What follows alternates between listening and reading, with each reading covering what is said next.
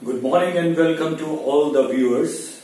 Today I am going to present a poem, Cheerfulness Taught by Reason, written by E.B. Browning. The theme of the poem is that it calls upon a man to learn to be optimistic in life. ये poem जो है ये आदमी को एक संदेश देती है कि उसे जीवन के बीच में आशावादी होना है. It is no use complaining about what you do not have. कोई फायदा नहीं है उन बातों का जो हमारे पास नहीं है और हम उनके विरुद्ध शिकायतें करते रहें. You should rather be thankful for what you have. हमें उन सब चीजों का शुक्रगुजार होना चाहिए जो हमारे पास हैं. One should have a brave heart to take things in a stride. जो कुछ भी स्थिति जीवन में आती है उसको हमें जीवन के बीच में स्वीकार करना होता है. Rather than complaining, इसकी बजाय कि हम शिकायत करें. That your path is full of stone, और हम ये समझे कि हमारे जीवन में बहुत सारे पत्थर रूपी रुकावटें हैं. You should be thankful to God that the path is short. हमें तो परमेश्वर का शुक्रगुजार होना चाहिए कि कम से कम ये रास्ता पत्थरों वाला, ये रास्ता कठिनाइयों वाला बहुत छोटा है. Cheerfulness taught by reason. खुशी जो हमें सिखाई जा रही है उसके पीछे एक तर्क है और उस तर्क को कवि हमारे साथ आज साझा करने जा रहा है इस पोइम के माध्यम से. हर व्यक्ति जो इस संसार के बीच में है वो किसी न किसी कठिनाई का एक शिकार है और उस कठिनाई के कारण वो हमेशा शिकायत करता है. और इस पोइम के द्वारा एक आशा की किरण है जो इस निराशा के रास्ते से हमें पार लेके जाएगी. I think we are too ready with complaints. अरे मुझे तो ऐसा लगता है कि हम हमेशा ही तैयार रहते हैं शिकायतें करने के लिए. In this fair world of God. अरे परमेश्वर का इतना खूबसूरत ये संसार जिसमें प्रकृति के अनेकों रूप, उनकी सुंदरता और उनकी विविधता जो हमें बहुत बहुमूल्य है, हमें खुशी दे सकती है, उनकी ओर ध्यान ना देते हुए हम हमेशा अपना समय परमेश्वर से शिकायत में लगाते हैं. Have we no hope indeed beyond the zenith? अरे क्या हमारी उम्मीद zenith तक, जो कि एक सर्व उच्च चोटी है इस धरती के ऊपर, क्या हमारी उम्मीद वहां तक नहीं है? भला होगा कि हमारी उम्मीद जो है वो एक ज़ेनिथ तक हो. And the slope of the Yon grey blank of sky. और हमारी जो सोच है, हमारी जो उम्मीद है वो दूर, बहुत दूर, जहां पर ग्रे रंग के बादल आसमान में दिखाई दे रहे हैं और जहां पर धरती और आसमान मिलते हुए दिखाई दे रहे हैं, वहां तक हो.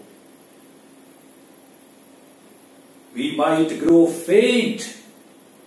यदि हम निराशा में रहेंगे तो हम मूर्छित भी हो सकते हैं, हम बेहोश भी हो सकते हैं, हम अपनी शुद्ध बुद्ध तक खो सकते हैं. To muse upon eternity's constraint. यदि हम यही सोचते रहे कि हमारे ऊपर जो पाबंदियां लगी हुई हैं वो सदा तक हैं, हमारे जीवन के बीच में जितनी कठिनाइयां हैं वो सदा तक हैं, यदि हम यही सोचते रहे तो हमारी शिकायतों का सिलसिला कभी खत्म नहीं होगा. Round our aspirant soul. और इसके पीछे आशा की किरण लिए हुए हमारी एक आत्मा भी है. But since the scope must widen early, इसलिए आशा की किरण का जो स्कोप है वो जल्दी से जल्दी बढ़ना चाहिए।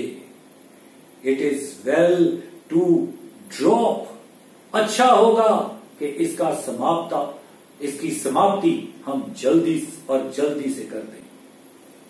For few days consumed in loss and tent, अरे क्या हुआ यदि कुछ दिन हमारे घाटे के बीच में या टेंट के बीच में गुजर गए। क्या हुआ दुखों के बीच में यदि कुछ दिन बीत गए।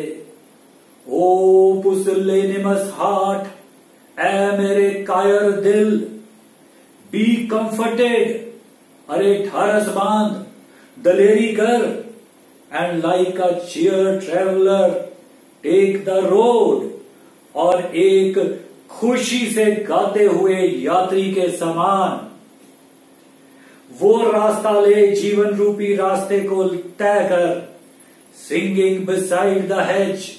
और जब तू चल रहा होता है तेरे साथ साथ एक बाढ़ भी चल रही होती है। वो बाढ़ रुकावटों की है जो तेरे साथ साथ चल रही है, लेकिन फिर भी उस स्थिति के बीच में तू इस जीवन रूपी रास्ते के ऊपर चलता हुआ, गाता हुआ, खुशी मनाता हुआ चलता चल। What if the bread be bitter in thy inn? अरे क्या हुआ यदि जिस जगह तू रहता है या जिस जगह रास्ते में तू रुकता है वहां से जो तुझे भोजन मिलता है, क्या हुआ यदि वो भोजन का स्वाद तेरी इच्छा के अनुसार नहीं है। क्या हुआ यदि वो भोजन तुझे कड़वा लगता है।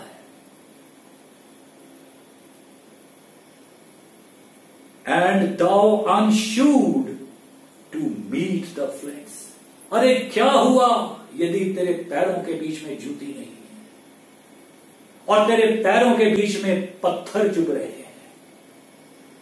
At least it may be said, अरे कम से कम अंत में हम ये जरूर कहेंगे, because the way is short, I thank thee God, हे परमेश्वर मैं तेरा शुक्रगुजार हूं क्योंकि ये कठिनाइयों का समा जो था ये बहुत छोटा था, इसलिए मैं तेरा धन्यवाद करूंगा, ना कि तेरे लिए इन सारी स्थितियों के लिए तेरे को शिकायत करूंगा। और अंत में टेक अवे टिप क्या हुआ, जीवन में यदि कठिनाइयां हैं तो कठिनाइयों को भुलाकर प्रकृति की सुंदरता, परमेश्वर की आशीषें, परमेश्वर ने जो कुछ दिया है बहुमूल्य जिसकी कोई कीमत चुका नहीं सकता, क्यों ना हम उसकी शुक्रगुजारी करें। क्यों ना ये दृष्टिकोण बना लें कि यदि कठिनाई है तो वो कुछ पल की है। इस चीज को यदि मैंने जीवन में अपना लिया तो कम से कम मेरा जीवन तो सफल जरूर होगा। Thank you very much.